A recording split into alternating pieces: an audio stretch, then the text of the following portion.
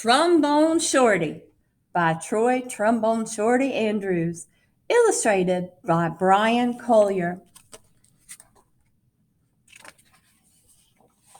Where you at? Where you at? We have our own way of living down here in New Orleans and our own way of talking too. And that's what we like to say when we want to tell a friend hello. So where you at? Lots of kids have nicknames, but I wanted to tell you the story of how I got mine. Just like when you listen to your favorite song, let's start at the beginning, because this is a story about music. But before you can understand how much music means to me, you have to know how important it is to my hometown, my great inspiration. I grew up in a neighborhood in New Orleans called Tremé. Any time of day or night, you could hear music floating in the air. And there was music in my house, too. My big brother, James, played the trumpet so loud, you could hear him halfway across town. He was the leader of his own band, and all my friends would pretend to be in the band, too. Follow me, James would say. There's this one time every year that's more exciting than any other. Mardi Gras. Parades fill the streets and beaded necklaces are thrown through the air to the crowd. I love the brass bands with their own trumpets, trombones, saxophones, and the biggest brass instrument of them all, the tuba, which rested over the musician's head like an elephant trunk. Where you at? Where you at? The musicians would call.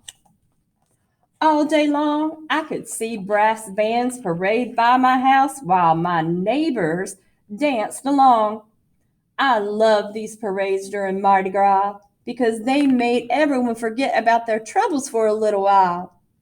People didn't have a lot of money in Tremé, but we always had a lot of music.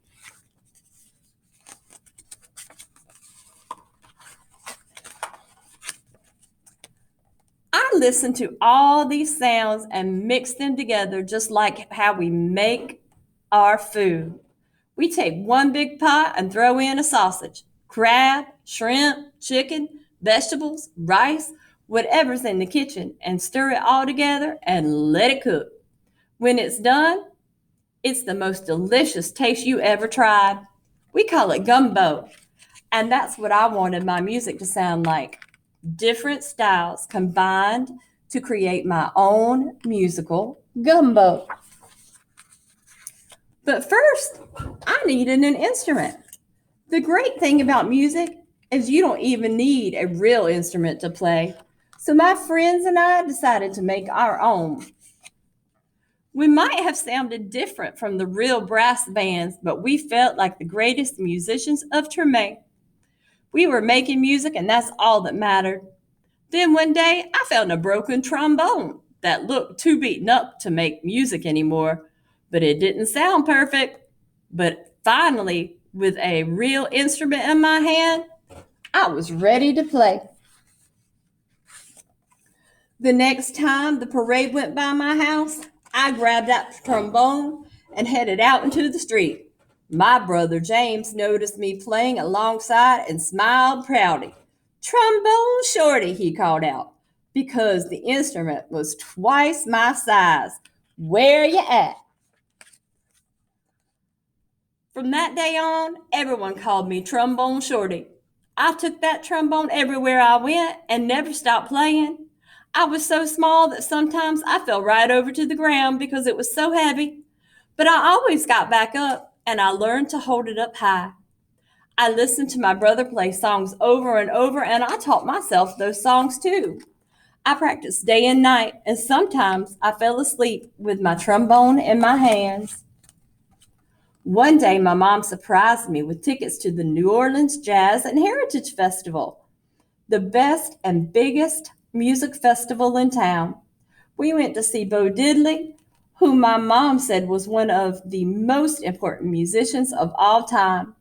As I watched him on stage, I raised my trombone to my lips and I started to play along. He stopped his band in the middle of the song and he asked the crowd, "Who's that playing out there?" Everyone started pointing, but Bo Diddley couldn't see me because I was the smallest one in the place. So my mom held me up in the air and said, "That's my son, Trombone Shorty."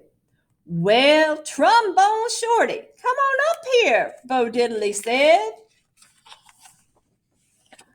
The crowd passed me overhead until I was standing on the stage next to Bo Diddley himself. I walked right up to the microphone and held my trombone high in the air, ready to blow. "What do you want to play?" Bo Diddley asked. "Follow me," I said. After I played with Bo Diddley, I knew I was ready to have my own band. I got my friends together and we called ourselves the 5 o'clock band because that was the time we went out to play each day after finishing our homework. We played all around New Orleans. I practiced and soon my brother James asked me to join his band. When the people wondered who the kid in his band was, he'd proudly say, "That's my little brother, Trombone Shorty. Where you at?" And now I have my own band called Trombone Shorty and Orleans Avenue, named after a street in Tremé. I played all around the world, but I always come back to New Orleans. And when I'm home, I make sure to keep my eyes on younger musicians in town and help them out just like my brother did for me. Today, I play at the same New Orleans Jazz Festival where I once played with Bo Diddley. And when the performance ends, I lead a parade of musicians around, just like I used to do in the streets of Tremé with my friends. Where you at? Where you at? I still keep my trombone in my hands, and I will never let it go. And here are some pictures of Trombone Shorty. You can see how small he is playing and how big that trombone is. If you would like to read more about him, check out Trombone Shorty by Trombone Shorty himself, Troy Andrews. It is in the Austin Ridge Library. Hope you enjoyed the story. Have a great night.